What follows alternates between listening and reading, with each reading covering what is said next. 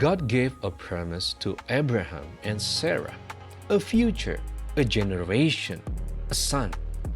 But between the promise and its fulfillment, there was silence. Years passed. Waiting began to feel uncertain. In the in-between, Sarah struggled to see the promise ahead. The delay felt like absence, yet Abraham continued to walk, building altars, listening, trusting the God who had spoken. The in-between is often where faith is tested, where doubt and trust quietly wrestle. But these hidden seasons are not empty. They shape the heart to carry the promise well, because the waiting is never separate from the promise. Sometimes it is part of how God prepares us to receive it.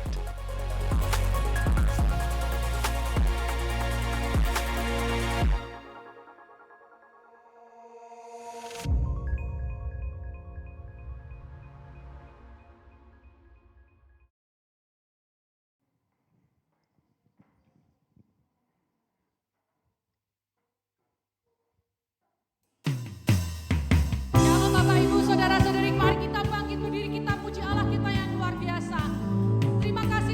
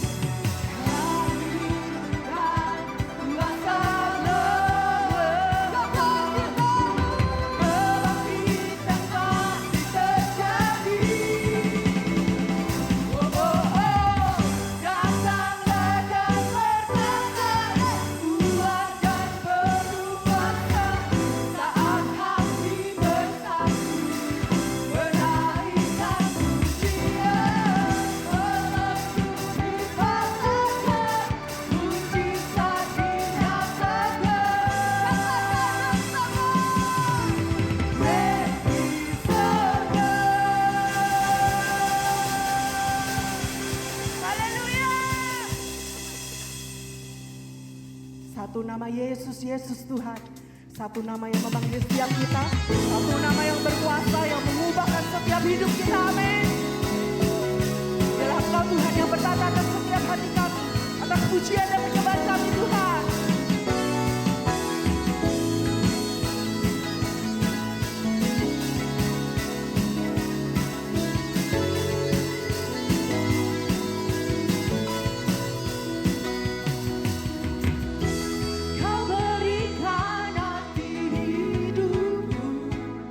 Mengenalku, selamatkanku. Kau beri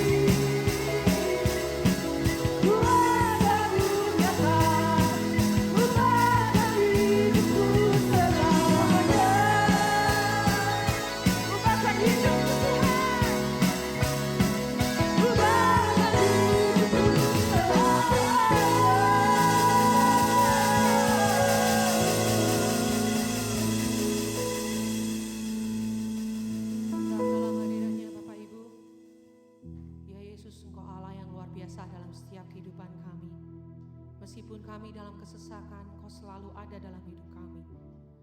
Thank you Lord.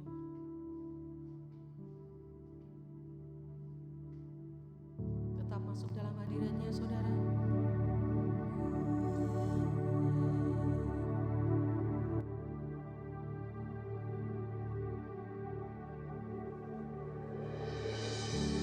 Di dalam kesesakan Kau memberi kedamaian, firman-Mu yang menghiburku.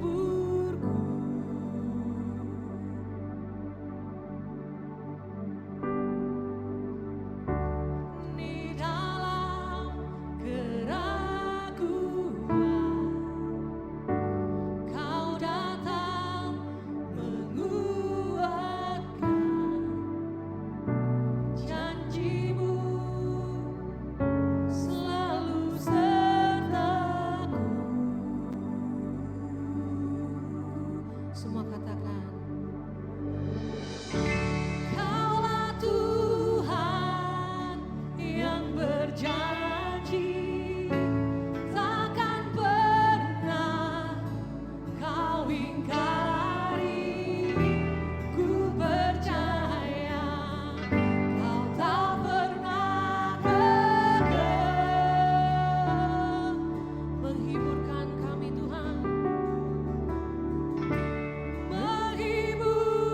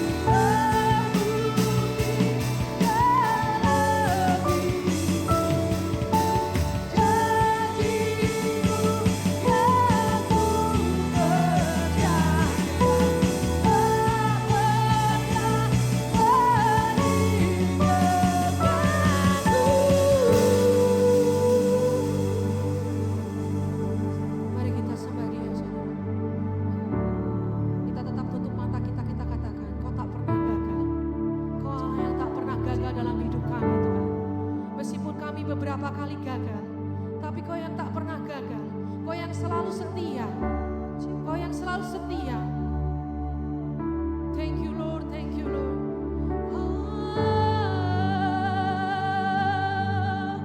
Terima kasih Yesusku. Katakan dengan lembut saudara, Jesus I love you. Thank you Lord, Jesus I love you. Siapakah kami ini? Kau pakai kami jadi biji matamu Tuhan. Haleluya. Kita nggak menengok kanan kiri saudara. Kita mau fokus kepada Allah kita. Tuhan, aku ada di tempat ini bukan karena siapa-siapa. Tuhan, aku ada di tempat ini semua karena Engkau. Aku memilih mengikut Engkau Tuhan. Jesus, hallelujah. Thank you Lord, thank you Jesus. Terima kasih Tuhan, Kau Allah yang dahsyat. Glory, glory bagimu.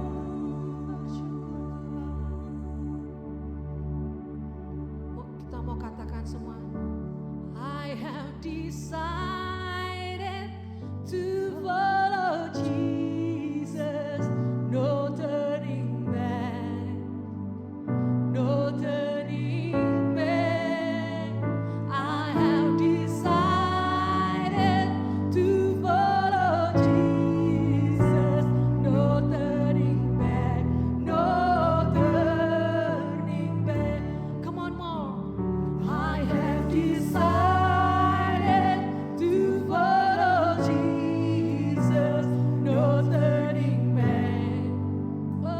No turning back. I have decided to follow Jesus. No turning back. No turning back. Semua katakan, I have decided to follow you, Jesus. To follow Jesus. No turning back. No turning back. I have decided to follow Jesus. No turning back. No turning back. Oh, I have decided. I have decided to follow Jesus. No turning back. I have decided to follow Jesus. No turning back. No turning back. One more. I have decided, Jesus. I have decided to follow Jesus. No turning back. No turning back. I have decided to follow Jesus. No turning back. No turning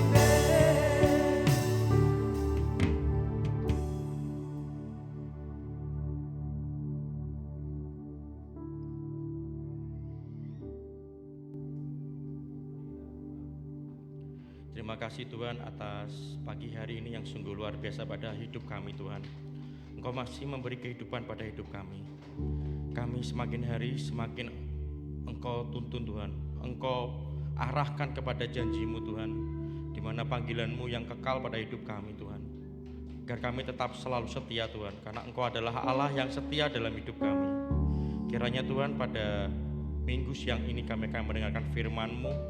Firman-Mu ini dapat bukan hanya kami tangkap dalam pikiran kami, tapi kami juga dapat kami tangkap dalam hati kami Tuhan. Kami sebagai manusia mungkin kami hanya jago berkata-kata Tuhan, tapi sebenarnya hati kami sedang menolak Engkau Tuhan. Tuhan kami jamah, Engkau jamah kami Tuhan, agar melalui Roh Kudus-Mu hati kami benar-benar menerima akan firman-Mu Tuhan. Dan setelah menerimakan firman-Mu ini, kami hanya bukan saja berkata-kata, tapi kami juga dapat melakukan Tuhan. Kami juga berserah utuh padamu Tuhan, karena Engkau Allah yang sungguh luar biasa dalam hidup kami. Bukan hanya dalam siang ini aja Tuhan, tapi pada saat kami keluar di gereja ini, kami dapat tahu apa yang dalam hidup kami Engkau telah memberi kehidupan bagi kami. Kiranya Engkau berkati hamba-Mu Tuhan, agar hamba-Mu dapat berkata-kata menurut kuasa dari Engkau saja Tuhan, dan Roh-Mu saja yang ada dalam diri hamba-Mu ini. Di dalam nama-Mu yang kudus Tuhan kami mengucap syukur dan bersyukur dalam nama Tuhan Yesus. Haleluya, amin.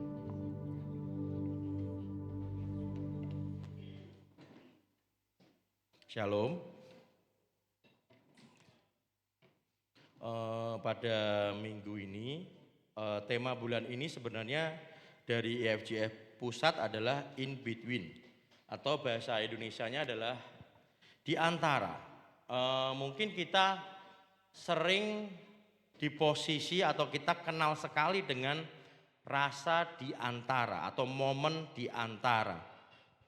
Bapak Ibu penantian pasti juga punya, atau dalam hidup gak ada penantian sama sekali, masa-masa penantian pada dalam hidup lancar-lancar aja Mas Agung. Tadi saya sebut ada ruang dinamanya di antara janji dan penggenapan, di antara doa dan jawaban, di antara mungkin yang sering bermimpi dan kenyataan, juga di antara saya sekarang itu siapa dan nanti saya Tuhan jadikan seperti apa. Dan ruang yang di antara ini atau in between ini biasanya ada namanya musim sulit atau masa sulit, musim kering atau jalan buntu. Makanya kita akan bahas satu kata tadi adalah di antara. Tapi di pagi ini kita nggak bahas bagaimana cara keluarnya di ruang di antara ini. Gimana cara keluarnya biar cepat keluar. Kita tidak bahas itu, tapi kita akan membahas topik, tiga tokoh di mana ada Bapak Ibu pernah dengar, pasti sangat tidak asing, yaitu Sarah. Juga ada tokoh lagi Hagar, dan yang luar biasanya Allah ini hadir dalam setiap situasi di antara ini, dan Allah ini bekerja dengan aktif, paling aktif di dalam momen di antara ini. Kita akan baca Bapak Ibu, yaitu adalah kita akan coba ke Sarah dulu. Di Kejadian 16 ayat 1 dan 2. Nanti ayat 1 bisa dibaca Bapak Ibu, saya membaca ayat 2. Apakah sudah ketemu Bapak Ibu? Amin. Oke, kalau sudah kita akan baca Kejadian 16 ayat 1 dan 2. 1, 2, 3.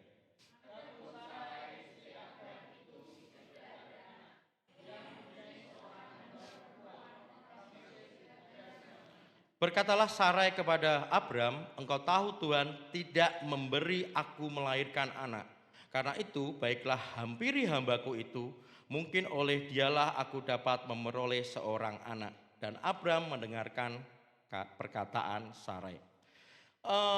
Ini gak asal-asalan ya Sarai ngomong gini ya. Berarti Sarai ini sudah menunggu sangat lama, menunggu 10 tahun mungkin kalau Bapak Ibu.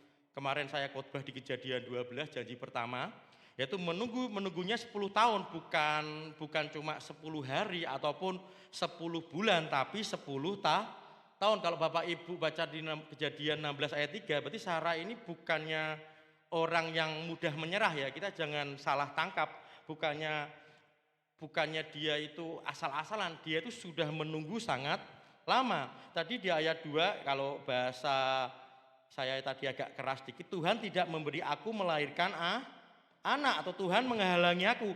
Dia ngomong gitu juga tidak salah, dia ngomong gitu juga tahu sumbernya, dan memang Tuhan yang menutup. Berarti pemahaman teologisnya Sarah ini juga sangat tepat Bapak Ibu. Tapi ini ada satu langkah di mana tadi masa di mana mengubah segalanya, antara Tuhan menghalangi. Dan kata Sarah berikutnya tadi berkata, mungkin aku akan mempunyai anak melalui Hagar. Ya, berarti ada jarak yang sangat kecil antara logika yang tapi sangat jauh dari iman. Ini bukan iman Bapak Ibu, ini adalah kalkulasi. Ada jarak yang sangat tipis juga antara saya menanti dan saya harus mengisi. Berarti menanti itu saya tetap berdiri di tempat yang sama, tapi mata saya tertuju kepada Tuhan. Tapi kalau mengisi adalah saya harus bergerak menjauh untuk mengambil sesuatu yang harus saya pegang sekarang ini. Berarti Mas Agung kalau ngomong gitu gampang. Kalau yang terasa mendesak tidak selalu benar, tapi ini mendesak, benar. Tapi keputusan Sarah ini saya tadi ngomong bukan keputusan yang aneh, bukan keputusan yang jahat. Jadi tindakan Sarah di ayat 1 dan 2 ini adalah standarnya kalau kita baca konteksnya, konteks pada zamannya, yaitu praktik memberikan budak kepada suami itu adalah normal untuk melahirkan keturunan. Itu juga terdokumentasi di timur dekat kuno karena konteksnya segitu. Bisa next gambarnya, gambar next. Ya, itu ada kode Hammurabi di 1750 sebelum Masehi, ada teks Nusi di abad 15 sampai 14 sebelum Masehi.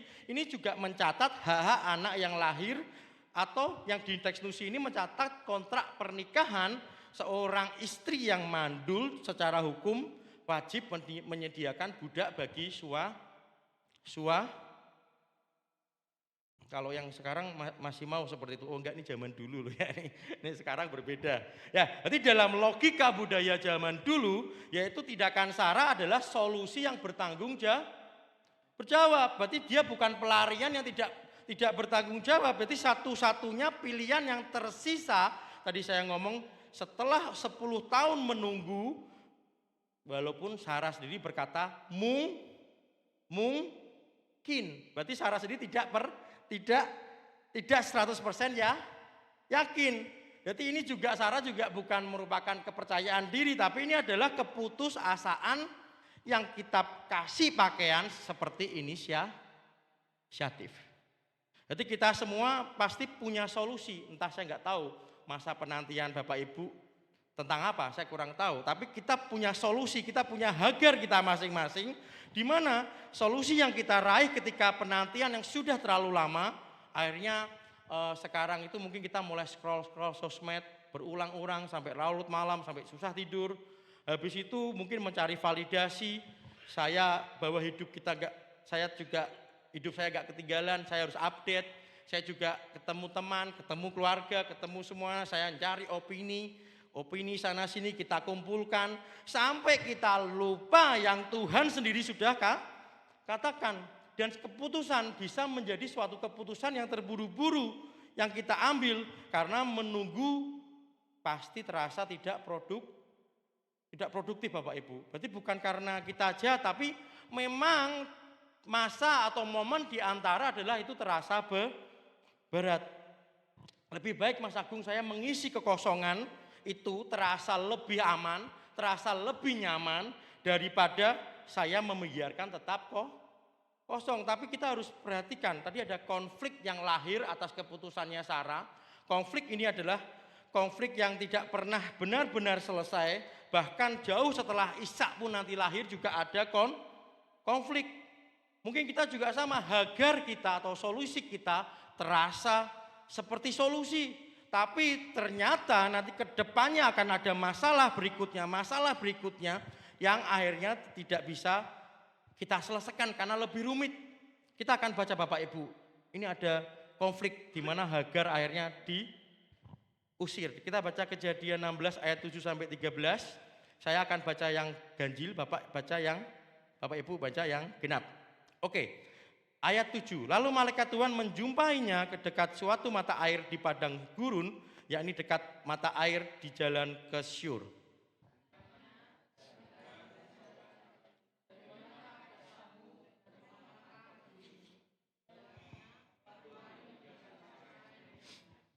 Lalu kata malaikat Tuhan itu kepadanya, kembalilah kepada nyonyamu, biarkanlah engkau ditindas di bawah kekuasaannya.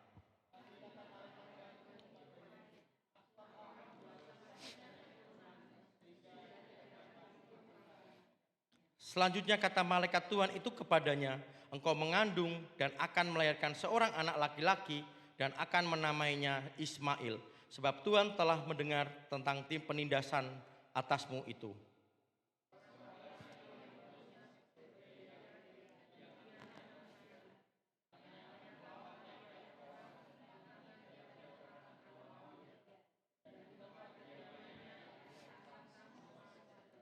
Kemudian Hagar menamakan Tuhan yang telah berfirman kepadanya itu dengan sebutan Engkaulah El Roy. Sebab katanya, bukankah di sini kulihat dia yang telah melihat aku. Ini adalah titik pembalian yang mengejutkan Bapak Ibu. Karena dari teks tadi keputusan Sarai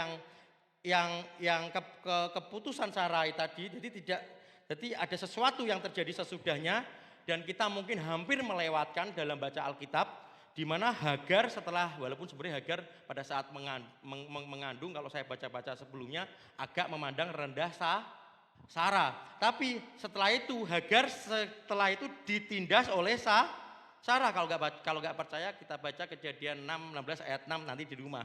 Dan setelah ditindas Hagar melarikan dirinya itu sendirian. Kalau kita lihat rutenya, arti Hagar orang Mesir ke Kanaan, balik lagi ke Padang Sur, berarti mengarah ke Mesir. Dia menuju ke jalan Mesir. Tadi Hagar adalah siapa Bapak Ibu? Seorang perempuan asing, budak, sendirian yang tidak punya pilihan. Dan dia memilih untuk melarikan diri. Melarikan dirinya kemana? Melarikan dirinya bukan tempat yang ramai. Mungkin sekarang kalau melarikan diri ke tempat, wah daripada saya pusing di rumah, saya lebih baik saya pergi ke mall. Daripada saya pusing di rumah, saya lebih baik misalnya saya diusir pun lebih baik saya ke Sarangan.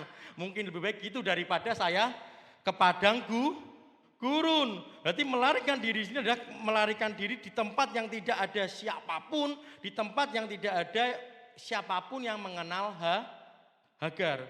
Jadi tempat ini bukan karena Hagar seperti saya tadi, saya ke Sarangan, saya ke mall, bukan karena keinginannya dia sendiri, tapi ini adalah karena siapa? Karena diusir oleh atau ditindas oleh Sarah dan Abraham, di mana keputusan itu bukan keputusan yang dia terima, yang dia lakukan sendiri, tapi keputusan atas dua orang lain yang di atas hidupnya. Tapi Bapak Ibu baca lagi, siapa yang muncul tadi? Siapa yang muncul di sana? Dan di tempat yang paling sepi ini siapa yang muncul? Malaikat Tuhan. Bukan di tenda Abraham, bukan di tempat doa, bukan di tempat ibadah seperti ini yang berlangsung, bukan kepada tokoh janji utama yaitu untuk Sarai atau untuk Abraham, tapi di padang yang terbuka di mana Hagar yang tidak punya apa-apa. Tadi Hagar luar biasa mengatakan El Roy. Hagar memberi Allah sebuah nama. Kalau Bapak Ibu baca di Alkitab, satu-satunya manusia dalam seluruh Alkitab yang melakukan ini bukan, saya baru belajar tentang Yesus Kristus, ada nabi, imam, raja. Bukan nabi, bukan raja, bukan imam, tapi seorang budak perempuan asing yang baru saja bertemu Allah dan yang di tempat yang tidak enak, yang di tempat tidak paling terduga, dia berkata apa? El Roy, atau Allah yang melihat. Berarti Hagar tidak memberikan suatu makna yang teologis yang abstrak, tapi Hagar ini memberikan dari pengalaman yang baru saja dia rasakan, di mana Hagar melihat atau Hagar merasa dilihat oleh Allah. Bukan dilihat oleh Allah secara jauh, bukan dilihat oleh Allah secara umum, tapi dilihat oleh Allah secara pribadi, secara personal. Dan ini bukan di tempat yang layak, tapi di tempat yang malah terkadang tidak layak untuk dilihat. Mungkin Bapak Ibu dan saya mungkin masih dalam musim di antara, mungkin saya terasa seperti musim di mana Allah tidak melihat. Mungkin doa-doa saya yang saya sampaikan tidak sampai mungkin ke Allah. Mungkin pergumulan saya pun tidak ada yang tahu. Mungkin penantian yang kita nantikan sudah terlalu lama, mungkin untuk diceritakan kepada orang lain pun sudah terlalu basi mungkin.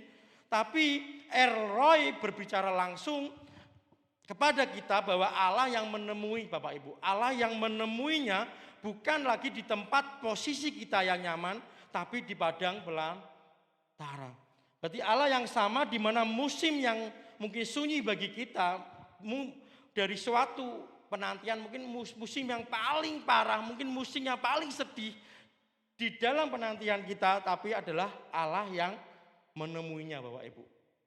Mungkin bukan saya datang ke kamarnya Pak Asmoro, bukan saya yang menemui Pak Asmoro, tapi Tuhan yang menemui Pak Asmoro. Jadi dan ini adalah sumur tempat Hagar bertemu Allah.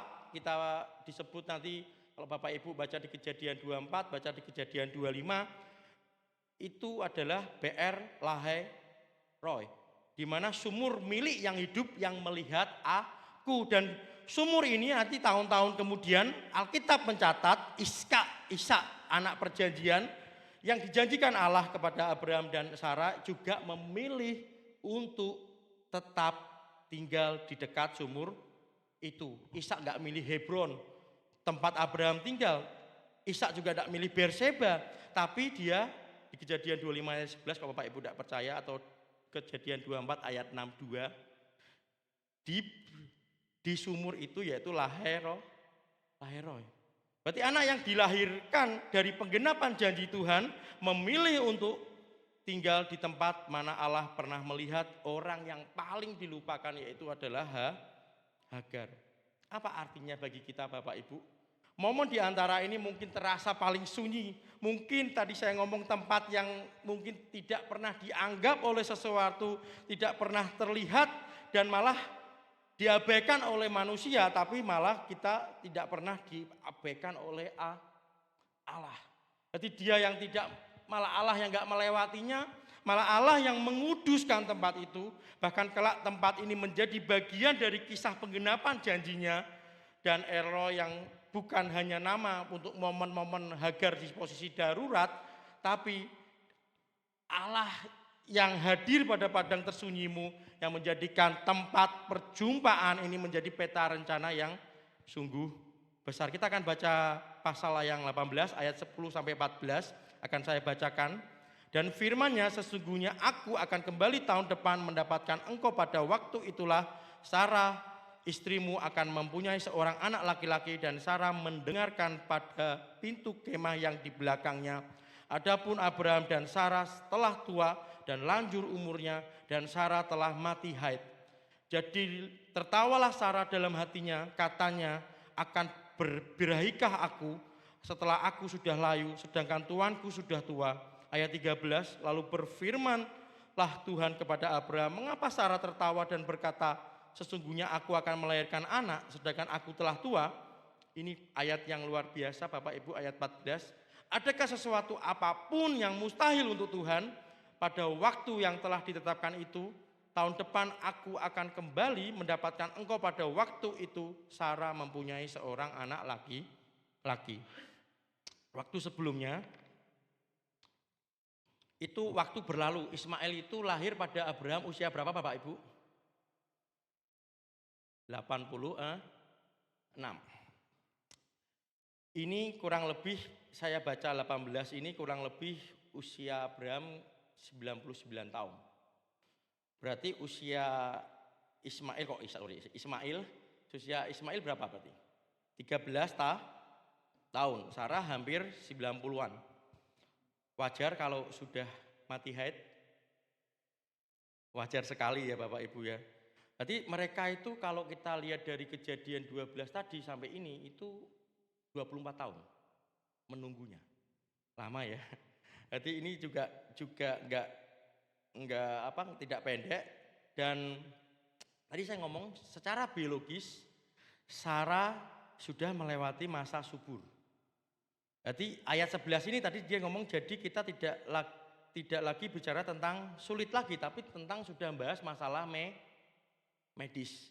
Berarti sudah tidak mungkin secara medis. Kalau Bapak Ibu baca pasal 18 di awal, itu ada adegan 3 tamu, yaitu datang kepada Abraham yang awalnya tidak dikenali, tapi ternyata itu adalah sosok ilahi. Jadi respon orang timur dekat kuno, itu kalau ada tamu atau orang asing, dia menunjukkan keramahan yang tertinggi sambil berlari, sampai tadi kalau Bapak Ibu baca di di ayat seperti pasal 18 awal itu, dia bersujud menyiapkan makanan terbaik, akhirnya berdiri melayani tamu makan. Ini bukan sekedar kalau kita bahasa sekarang ngomong sopan santun atau jawani, tapi ini adalah budaya di Temu Dekat kuno, adalah keramah tamahan di mana orang asing yaitu wajib. Kalau saya nggak lakukan, saya bisa mendapatkan aib yang besar. Saya bisa melanggar sesuatu yang besar. Tadi Bapak Ibu dengar Sarah mendengar atau menguping di mana? Di balik pintu kemah. Ini penulis bukan detailnya nulis dengan tidak sengaja, tapi ini sangat detail Bapak Ibu. Kalau di budaya Timur Dekat kuno itu seorang perempuan tidak hadir dalam pertemuan, tadi kan ini formal ya, itu antara tamu dan tuan rumah laki-laki. Jadi Sarah itu berada di ruang yang di dalam atau ruang, wah ini kalau bandara tuh bandara domestik, atau kalau kita di rumah tuh ada ruang privasinya kita. Berarti dia tidak berada di seperti tadi itu, tapi dia mendengar, tapi dia itu di pintu atau di ambang kemah, di mana tepat di belakang tempat mereka bicara atau peta hawel secara eksplisit. Berarti posisi Sarah ini adalah di ambang batas di antara ruangnya pribadinya dan ruang percakapan ilahi. Ayat 10 tadi kita ngomong, sesungguhnya aku akan kembali tahun depan mendapatkan engkau pada waktu itu, Sarah istrimu, dan akan mempunyai seorang anak laki-laki. Setelah Sarah mendengar, setelah Sarah mendengar di dalam kemahnya, Sarah gimana Bapak Ibu? Tertawa. Tertawanya seperti apa Bapak Ibu? Tertawanya gitu apa gitu enggak? Oh enggak, ketawanya agak ngece ya, ketawanya agak tenan pora, ngono ibarat Sarah kayak gitu loh. Tetaranya gitu kayak gimana ya? Jadi tetaranya bukan tertawa yang gembira sukacita, tapi tertawanya adalah tertawa yang pahit. Tertawa yang orang sudah lelah berharap, sudah terlalu lelah, sudah setiap hari dengar janji-janji ini mungkin banyak sekali dan terlalu banyak, tapi tidak ada tanda apapun yang terjadi dalam kehidupan kita. Kehidupan Sarah waktu itu juga. Tawa ini dan kita semua rasanya mungkin berkata, oh saya sudah lama percaya tapi tidak ada perubahan. Saya sudah berdoa tapi tetap tidak ada perubahan. Saya sudah melakukan ini tapi tidak ada perubahan. Dan ayat 14 adalah, adakah sesuatu apapun yang mustahil untuk Tuhan? Ini bukan hanya menegur Sarah, ini juga menegur saya dan menegur Bapak Ibu juga, di mana Allah tidak sedang memarahi Sarah karena Sarah tertawa. Allah juga tidak memberikan pertanyaan ini untuk kepada orang yang lelah, orang yang skeptis atau yang sudah hampir nyerah. Allah tidak menghakimi Sarah, tapi Allah malah mengundang. Pertanyaan ini adalah undangan untuk kembali mengatakan bahwa secara saya ngomong adalah seberapa besar Allah yang kamu percaya. Musim di antara mungkin kita bisa mengecilkan Allah kita tanpa kita sadari Bapak Ibu. Mungkin kita masih percaya, bukannya saya tidak ada iman, tapi iman saya mulai kecil mungkin, atau saya bukannya saya nggak percaya Allah, tapi Allah yang saya percaya mulai saya ukurannya mulai saya susutkan sesuai dengan apa? Sesuai dengan kondisi saya. Saya percaya dengan Allah, tapi mulai terasa sebesar masalah saya, bukan sebesar Allah yang sesungguhnya Bapak Ibu. Jadi pertanyaan 14 ini adalah, apakah kamu sungguh-sungguh percaya? Tidak ada yang terlalu sulit bagi Tuhan. Sarah tadi juga tidak menjawab, benar Bapak Ibu? Apakah Sarah menjawab? Tidak menjawab, tapi 1 tahun kemudian jawaban itu bukan datang dari mulut Sarah, tapi jawaban itu datang dari tangan Allah sendiri. Mungkin sekarang orang banyak punya perasaan, punya feeling. Perasaan itu bisa berubah setiap jam, tapi firman Tuhan tidak bisa berubah. Tadi saya ngomong dari momen di antara dari punya sampai penggenapan mengandung, 25 tahun momen di antara janji dan penggenapan janji itu Tuhan. Ini bukan waktu yang pendek, mungkin kalau 25 tahun di anak Yud sudah besar.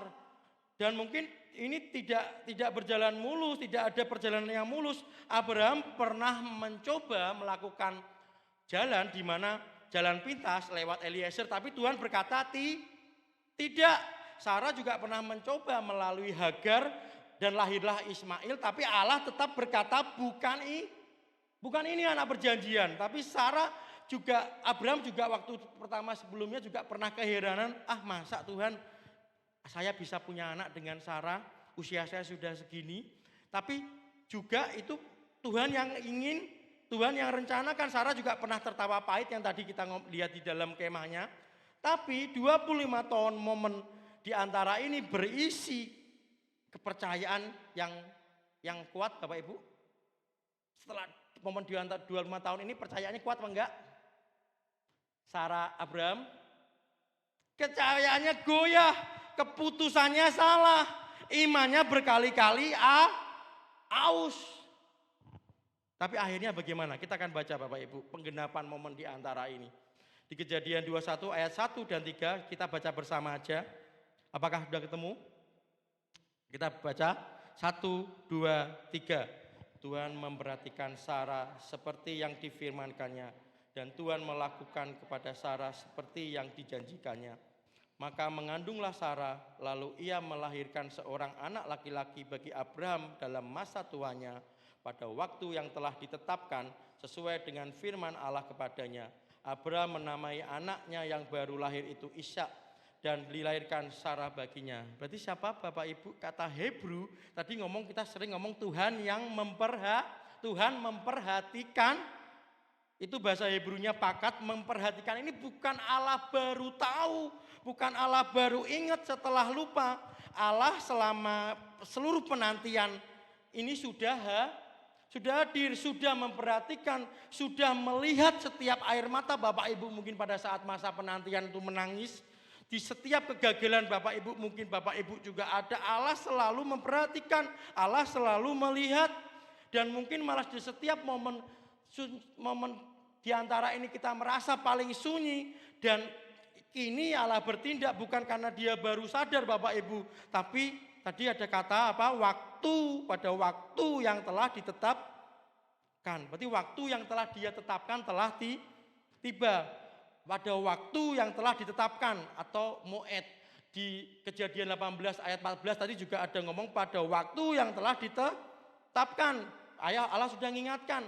Tapi di Kejadian 21 ayat 2 pada saat penggenapan juga ngomong pada waktu yang telah ditetapkan. Berarti penulis Kejadian ini bukan sengaja menutup lingkaran narasi ini dengan sengaja. Tapi memang pada waktu yang Allah tetapkan. Berarti yang juga pasal 18 pada saat janjinya belum digenapi, dan pasal 21 juga sama, janjinya tidak bergeser, janjinya tidak ada yang berubah, yang berjalan hanya waktu menuju titik yang sudah Allah tetapkan sejak awal. Nama Ishak, kalau nama Ismail jelas adalah Allah mendengar, tapi nama Ishak adalah apa Bapak Ibu? Dia tertawa. Berarti akar kata yang sama, yaitu di Abraham pasal 17 adalah tertawa skeptisnya Abraham, dan akar kata yang sama di mana tawa lelahnya Sarah di pasal 18, tapi malah Allah mengambil dua tertawa ketidakpercayaannya yang dia keluarkan, yaitu Abraham dan Sarah. Tertawa dua orang yang paling dekat dengan janji Allah, tapi malah menjadikannya nama perjanjian. Berarti nama Ishak ini disebut sepanjang sejarah bukan tujuannya untuk asal-asalan, tapi untuk sebagai pengingat. Bukan iman kita yang sempurna Bapak Ibu, bukan iman kita yang sempurna yang menghasilkan penggenapan, tapi kasih karunia Allah yang mengambil kelemahan Bapak Ibu dan saya. Kasih karunia yang mengubahnya menjadi nama penggenapan. Berarti Allah mengubah tanda ketidakpercayaan Bapak Ibu dan saya menjadi nama penggenapan. Mungkin kita mulai, tadi saya ngomong adalah kita mulai di ruang tunggu. Mungkin kita merasa saat ini kok masih belum terjadi ya Mas Agung. Saya pun juga merasa, kenapa ya Tuhan kejadian-kejadian pada air-air ini seperti ini. Mungkin saya kurang tahu, tapi Sarah juga ada di sana. Sarah mengisi kekosongan itu dengan inisiatif sendiri. Tapi konflik ini konflik ini tidak selesai pada satu generasi. Hagar juga di sana Bapak Ibu. Hagar juga di sana, tapi bukan karena pilihannya, tapi Allah menemukannya di padang pelarian, dan Hagar berkata, aku melihatmu El Roy.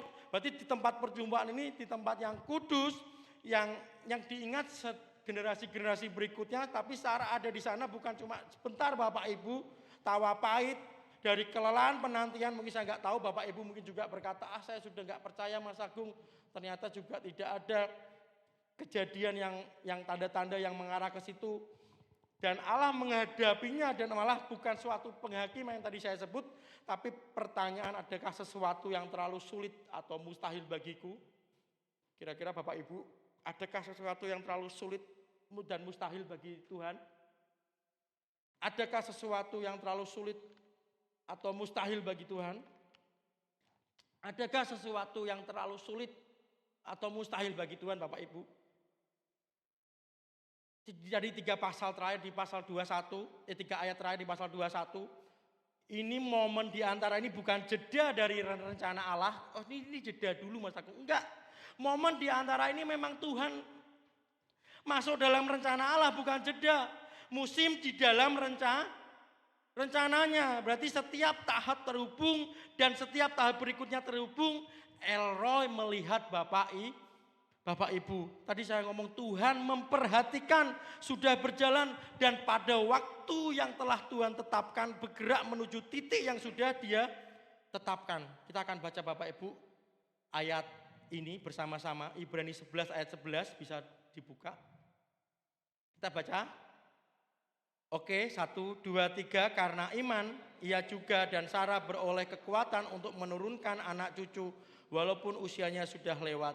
Karena ia menganggap Dia yang memberikan janji itu bukan kesempurnaan Sarah Bapak Ibu, bukan kesempurnaan Bapak Ibu dan saya. Iman yang dicatat bukan kesempurnaan imannya, tapi yang pernah memutuskan mengisi sendiri, yang pernah tertawa penuh keraguan, pada akhirnya dikenang karena Sarah masih setia, masih percaya, walaupun percayanya tidak full atau mungkin kadang lemah, tapi Allah yang berjanji itu pasti setia. Sebelum kita nyanyi, saya ingin Bapak Ibu jujur dengan diri sendiri, bukan kepada saya, bukan kepada jemaat di kanan kiri, tapi kepada Tuhan. Tadi Tuhan sudah sebut El Roy, Allah yang melihat.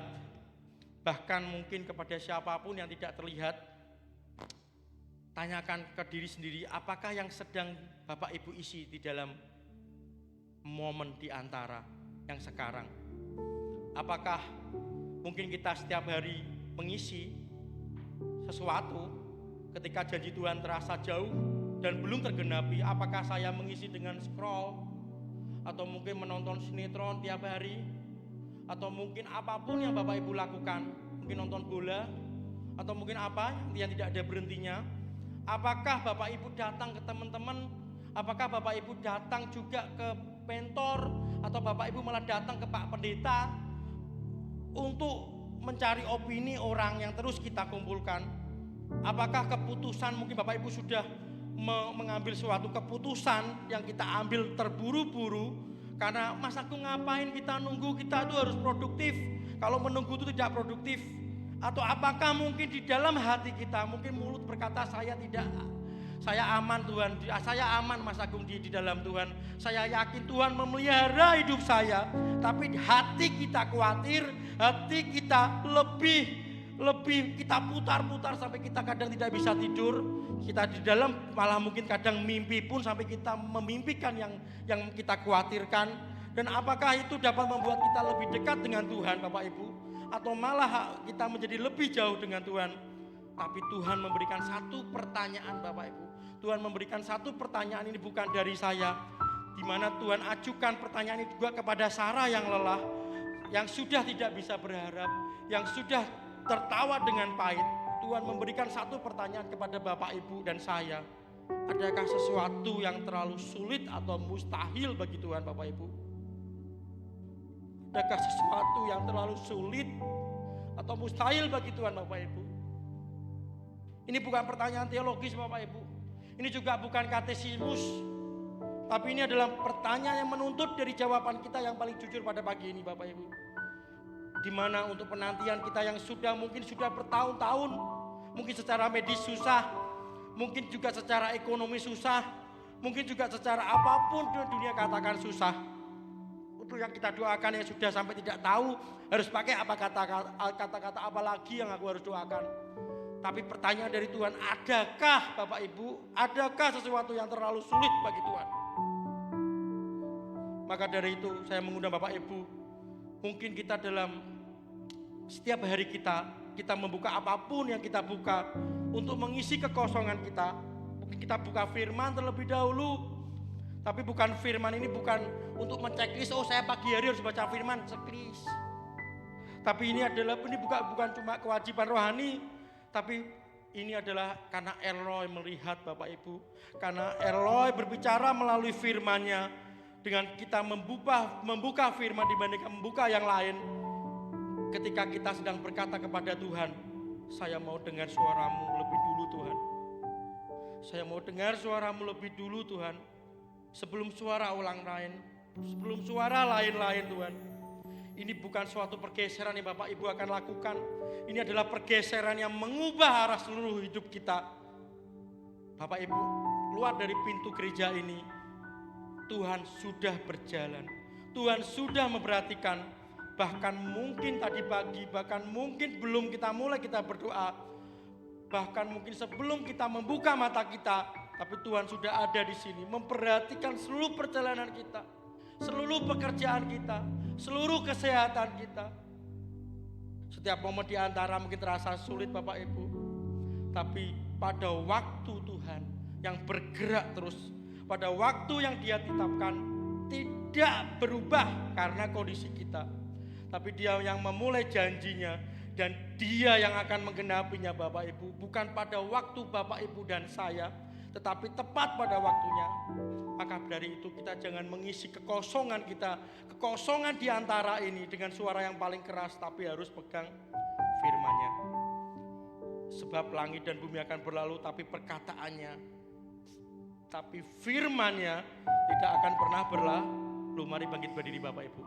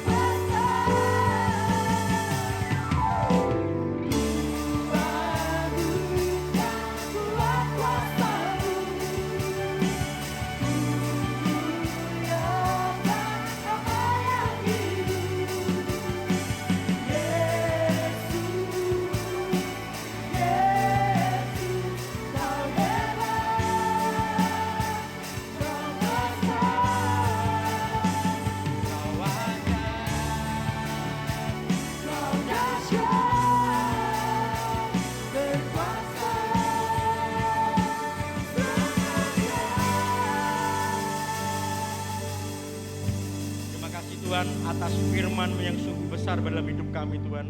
Kami percaya Tuhan oleh kuasa nama-Mu yang hidup, oleh kuat kuasa-Mu Tuhan, oleh kebesaran-Mu Tuhan, dan oleh janji-Mu Tuhan, dan penggenapan janji yang akan Kau lakukan oleh diri-Mu sendiri Tuhan. Kami hanya taat, kami hanya bisa percaya Tuhan. Mungkin terkadang iman kami lemah Tuhan. Kami percaya Tuhan Engkau yang menguatkan Tuhan, Engkau yang menghidupkan.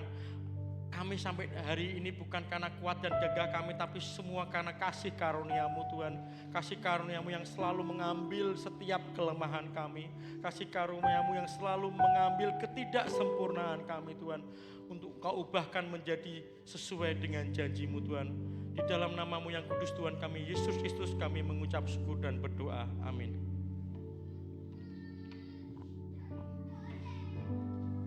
Apa yang sudah kami dengar ya Bapa, Engkau meteraikan dalam hati kami, sehingga si jahat tidak akan bisa mencuri apa yang sudah kami dengar, tetapi Engkau meteraikan, sehingga ketika kami nanti keluar dari ruangan ini, firman itu akan berakar ke bawah, bertumbuh ke atas, dan berbuahkan buah-buah roh untuk menyukakan hati penebus. Berkati hamba-Mu yang sudah dengan setia dan taat menyampaikan isi hati-Mu, karena Engkau sumber dari segala pengharapan ketika bagi kami tidak ada pengharapan.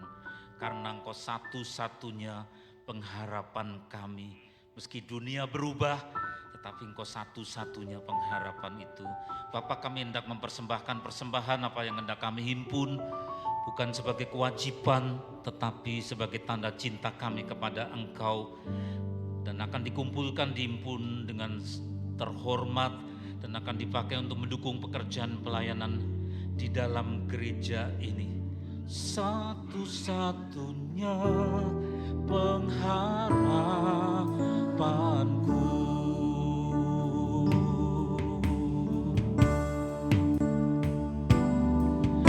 Walau dunia berubah, Namun kasih-Mu Tuhan tetap sama di hidupku. Kau setia dalam setiap rencana-Mu. Ku percaya janji-Mu dalam Mu sampai detik ini. Ku melihat penyertaan-Mu sempurna sampai selamanya. Kaulah Tuhan, satu-satunya pengharapanku. Walau dunia berubah, dunia berubah. walau dunia berubah, namun kasih-Mu Tuhan tetap sama di hidupku. Kau setia dalam setiap rencana-Mu.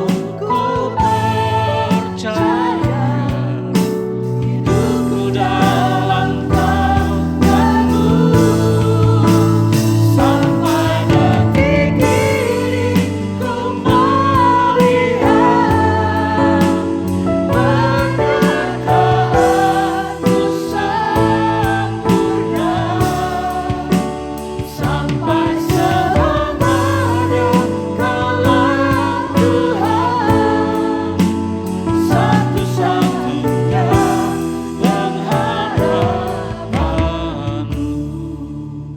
Aku percaya kepada Allah Bapa yang Maha Kuasa, Halik langit dan bumi, dan kepada Yesus Kristus Putranya yang tunggal Tuhan kita, yang dikandung dari Roh Kudus, lahir dari anak darah Maria, yang menderita sengsara di bawah pemerintahan Pontius Pilatus, disalibkan, mati dan dikuburkan, turun ke dalam kerajaan maut, dan pada hari yang ketiga bangkit pula dari antara orang mati, naik ke surga, duduk di sebelah kanan Allah Bapa yang Maha Kuasa, dan dari sana akan datang kembali untuk menghakimi orang yang hidup dan yang mati.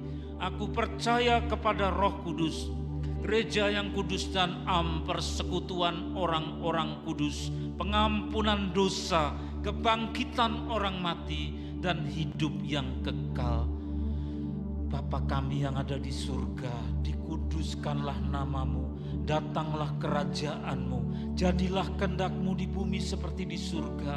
Berikanlah kami pada hari ini makanan kami yang secukupnya, dan ampunilah akan kesalahan kami, seperti kami juga mengampuni orang yang bersalah kepada kami. Dan janganlah membawa kami ke dalam pencobaan, tetapi lepaskanlah kami dari segala yang jahat. Karena Engkau-lah yang mempunyai kerajaan, kuasa, dan kemuliaan sampai selama-lamanya.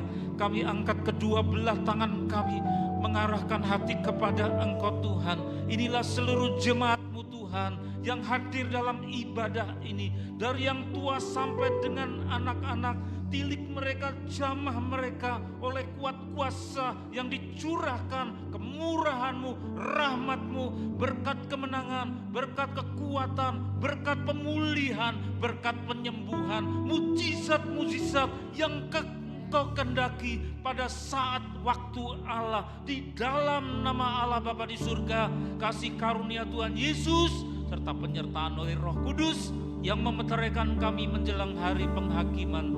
Semua yang percaya berkata bersama, amin. Selamat siang.